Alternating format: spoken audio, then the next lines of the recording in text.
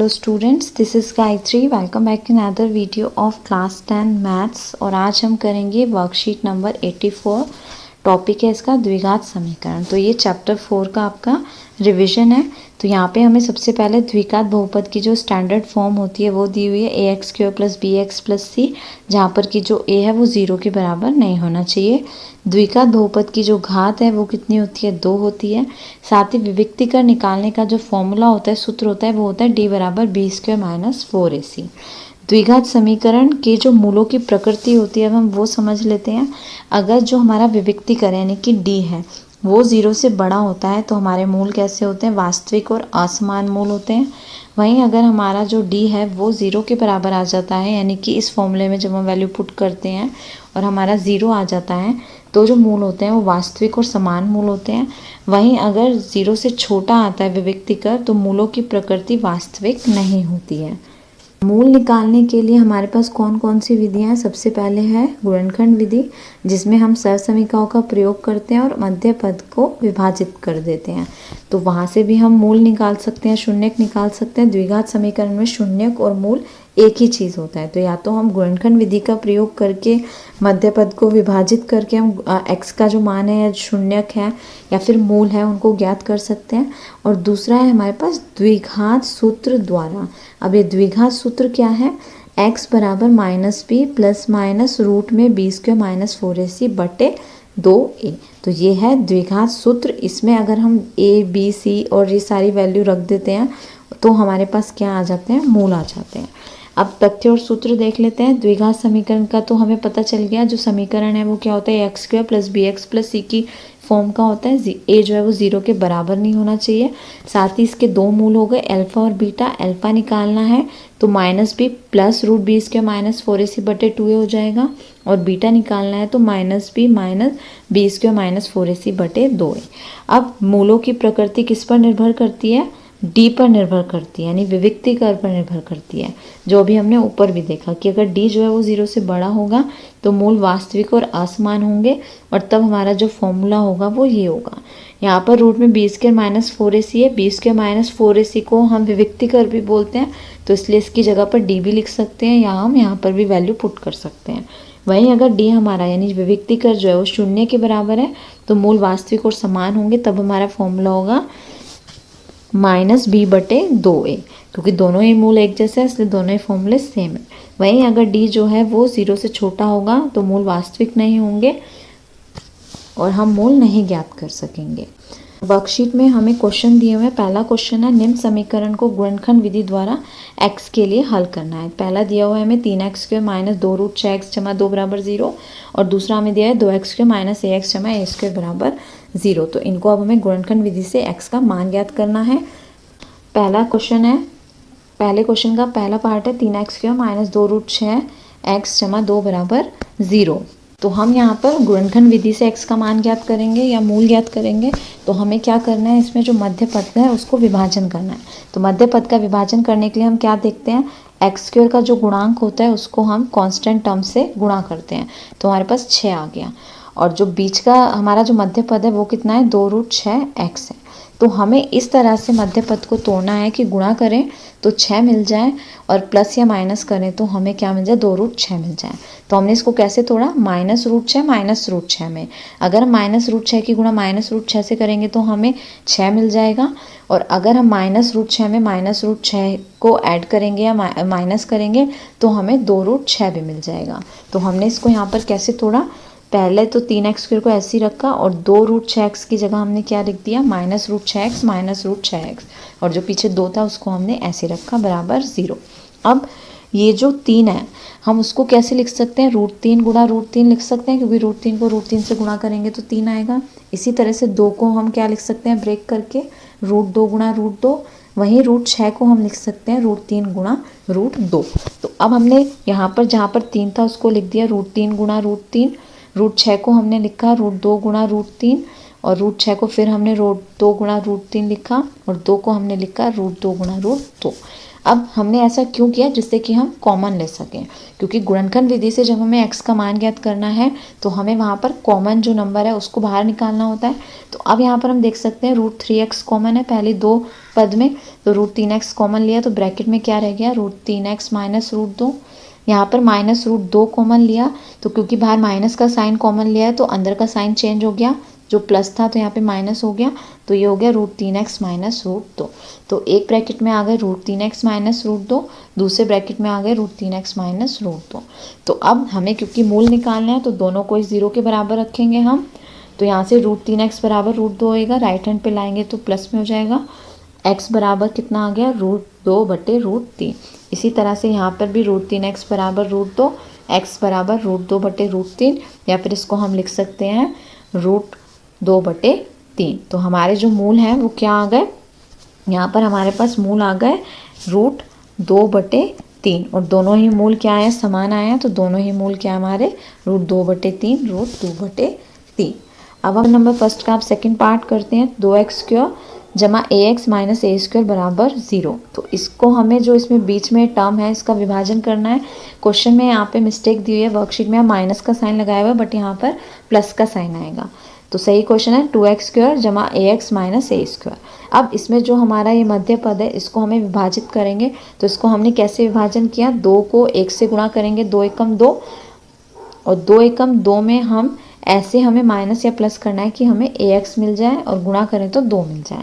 तो हमने यहाँ पे कैसे तोड़ा, 2x² को तो ऐसे लिखा, a² को ऐसे लिखा, और जो मध्य पद है उसको हमने विभाजित करके लिख दिया 2ax माइनस ax। तो यहाँ पर हम माइनस करेंगे तो एक ax मिल जाएगा, और इन दोनों को गुणा करते हैं, अगर 2ax को हम गुणा करते हैं ax से तो हमारे पास 2a² x² भी आ जाएगा, जो कि हमें इन दोनों टर्म को गुणा करने पे आ रहा था।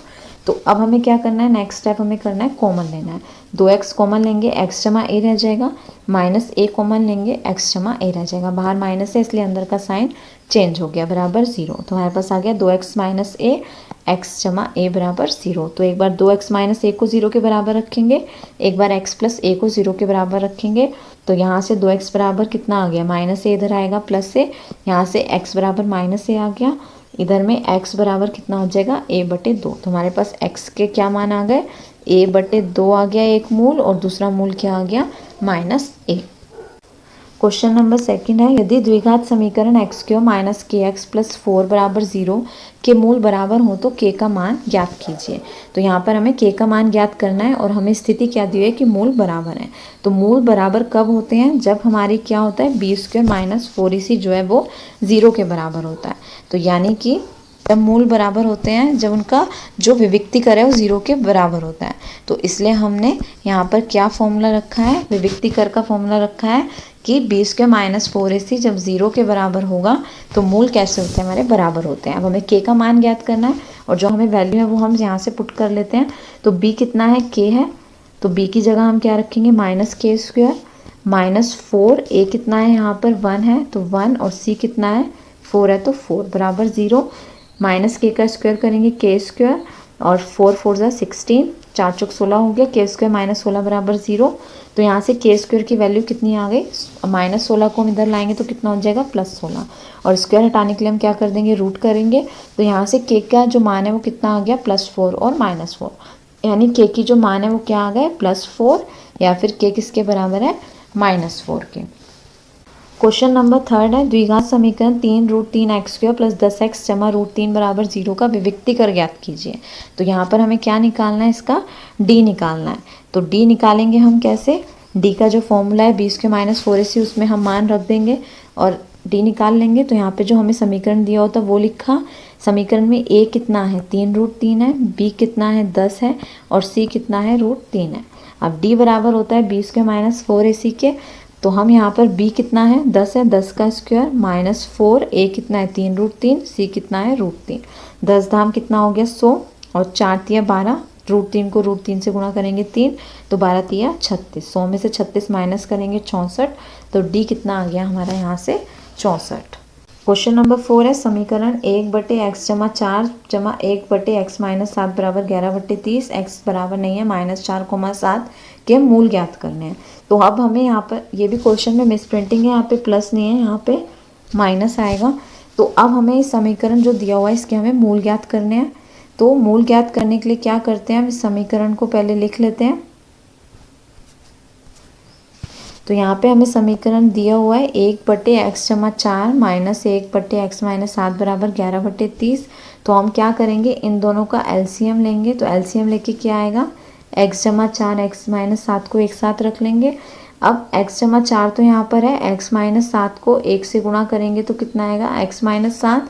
वहीं माइनस का साइन लगाएंगे, x माइनस 7 यहाँ पर है, x जमा 4 को 1 से गुणा करेंगे तो x जमा 4 बराबर 11/30। ब्रैकेट खोलेंगे, 11 माइनस 7 माइनस, ब्रैकेट खोलेंगे x minus 7 minus x, bracket के बाहर माइनस से साइन चेंज हो जाएगा, -4/x जमा 4 x माइनस 7 बराबर 11/30। अब 7 और 4 कितने हो गए, 11, तो -11/x जमा 4 x माइनस 7 बराबर 11/30। 11 से 11 कट जाएगा तो हमारे पास क्या रह जाएगा, -1/x जमा 4 x माइनस 7 बराबर 1/30। अब यहाँ पर हम क्रॉस मल्टीप्लाई करेंगे, 30 को 1 से गुणा करेंगे तो -30 हो गया, और x जमा 4 x माइनस 7 को 1 से गुणा करेंगे तो यही आ जाएगा। अब इसको हम ब्रैकेट खोल लेते हैं, x की गुणा x माइनस 7 से करेंगे तो x³ माइनस 7x जमा 4x माइनस 28 बराबर -30 आ गया। x³ माइनस 7 में से 4 गए, 3x माइनस 28, ये 30 जो है इसको हम इधर ले आएंगे तो +30 हो जाएगा बराबर 0। तो ये आ गया x³ माइनस 3x जमा 2 बराबर 0। अब हम इसको गुणनखंड विधि से इसके गुणनखंड निकाल लेते हैं और मूल ज्ञात कर लेते हैं। तो गुणनखंड में हमने जो मध्य पद है उसको कैसे तोड़ा, 3x को हमने क्या लिखा, -2x माइनस 1x, क्योंकि 2 और 1 को जब हम गुणा करेंगे तो 2 एकम 2 भी मिल जाएगा, और 2 और 3 को जब हम जोड़ेंगे तो हमें -3 मिल जाएगा। अब हम कॉमन लेंगे, इन दोनों में से कॉमन लेंगे तो x रहेगा ब्रैकेट से बाहर, तो अंदर रह गया x माइनस 2। इसी तरह से -1 कॉमन लेंगे तो ब्रैकेट में रह जाएगा x माइनस 2 बराबर 0। तो एक ब्रैकेट में आ गया x माइनस 2, दूसरे ब्रैकेट में आ गया x माइनस 1 बराबर 0। तो x माइनस 2 को 0 के बराबर रखेंगे, फिर x माइनस 1 को भी 0 के बराबर रखेंगे। तो यहाँ से x का मान कितना आ गया, 2, और यहाँ से x का मान कितना आ गया, 1। क्वेश्चन नंबर 5 देख लेते हैं। यदि -5 द्विघात समीकरण 2x² जमा 5x माइनस 15 बराबर 0 का एक मूल है, तो द्विघात समीकरण px² plus x plus k बराबर 0 के मूल बराबर हो तो k का हमें मान ज्ञात करना है। तो हमें क्या बोल रहे हैं कि ये जो -5 है वो इस द्विघात समीकरण का एक मूल है, तो मतलब x की जगह अगर हम इसे पुट करेंगे तो 0 के बराबर आ जाएगा। तो x की जगह अगर हम इसको रखते हैं तो हम पहले सबसे क्या करते हैं, p का मान ज्ञात करते हैं, फिर जो p का मान आएगा उसको हम इस समीकरण में रख देंगे, तो हमारे पास किसका मान आ जाएगा, k का मान आ जाएगा।